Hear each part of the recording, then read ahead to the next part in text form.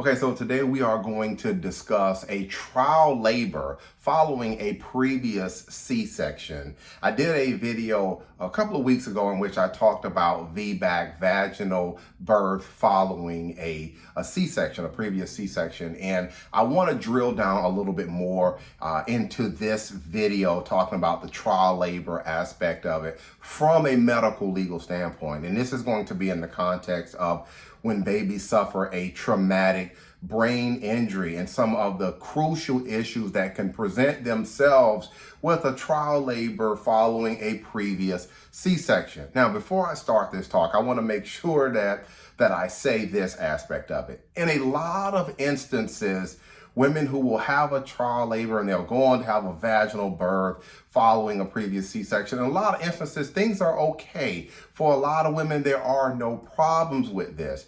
But in some instances, if this is not 100%, in some cases, there will be issues that will present themselves. And I want to say already, I want to get this out of the way. It is important that if you are looking to do a trial labor and you had a previous C-section and you're trying to move for that vaginal birth following a previous C-section, be sure to speak with your medical professional, your doctors, or the professionals about your specific situation and specifically what you have going on during your pregnancy, okay? So that is important that you understand that because let's be honest, there are certain risk factors that you have to take into consideration that you need to make sure that are explained to you with your medical professional and that you understand what you are getting yourself into and what you are trying to accomplish and whether this action for you is a good fit. And so like one mother told me is that during this process, it was fluid for her. She wanted to do a trial labor. She wanted to go ahead and try to have that vaginal birth following a previous C-section, but she wanted to make sure that she understood the risks that were associated with this process to be able to make the best decision for herself and for her family. Now, from a medical legal standpoint, I want to talk about what are some of the crucial issues that can come up when we are dealing with these types of cases, these trial labors and these VBAC situations. One of the main things to be out on the lookout for is a uterine rupture, okay? A uterine rupture can be extremely problematic, and what happens during a uterine rupture is exactly just what it sounds like. The uterus ruptures. And when a woman has a uterine rupture, one of the main concerns stemming from that rupture is going to be hemorrhaging or going to be excessive bleeding.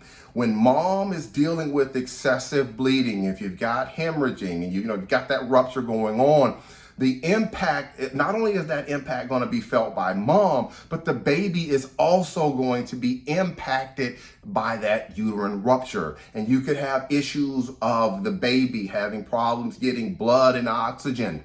And in the context of a traumatic brain injury like HIE, hypoxic ischemic encephalopathy, that is a reduction in blood and oxygen, which can lead a baby to suffer a brain injury. And so that uterine rupture is real, and that is a serious complication that is something that has to be on the lookout for or has to be talked about when women are trying to make the best decisions in regards to this trial labor and moving forward from a previous C-section. So that's something that you definitely want to take into consideration.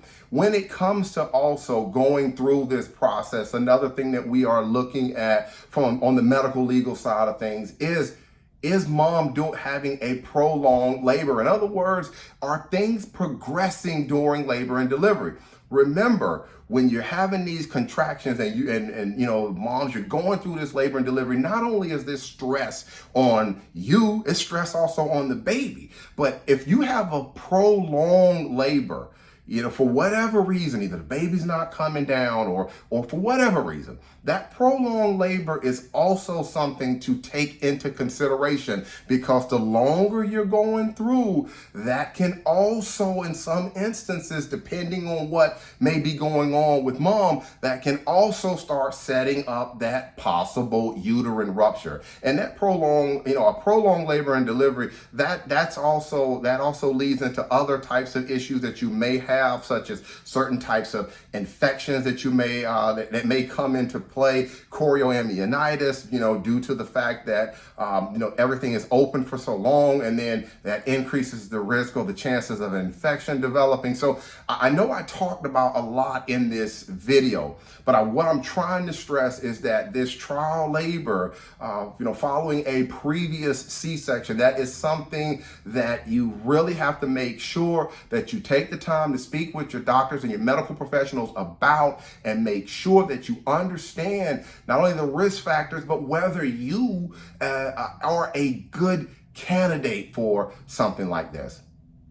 If you have more questions, maybe you're watching this video today because you've had a uterine rupture following a previous you've had a uterine rupture following a previous C-section, and maybe your baby has suffered a traumatic brain injury like HIE, you had a loss of, had hemorrhaging going on, and, the baby was in fetal distress due to all of these other issues that were happening. Maybe that's you, and you have questions. There's a telephone number now on the screen. I invite you to go and pick up the phone and call me. I speak with families like yours all the time about these issues. HIE, which is what we talked about today, trial labors, VBAC, subsequent cerebral palsy diagnoses, shoulder dystocia, MAS. This is what we do. Now, when you call my office, be sure to let my secretary, let them know that you would like to get on our calendar, pick a date and a time. That is important. A date and a time, so we can know when to contact you and when to call you back and discuss your baby and your family situation. It costs nothing to speak with us about your baby story. One more thing before I get out of here. I practice law here in the state of Maryland. I know this video is on the internet, it's on social media, it's on apps and all of this other stuff, and I cannot control who's going to pick up the phone and call me. Just understand, if you call me and you are not in the state of Maryland, understand that I have to use what we call co-counsel or local counsel. In other words, an attorney in your state. That's something that we can help work with you on, but I just want to make sure that you understand that co-counsel or that local counsel aspect of things if you are not here in the state of Maryland. All right, that's going to be it for today's quick educational video. Again, I'm Marcus Boston, and I'm one of the childbirth injury and medical malpractice attorneys practicing law here in the state of Maryland at Boston Law Group, LLC. We'll talk with you next time. Take care. Enjoy the rest of your day.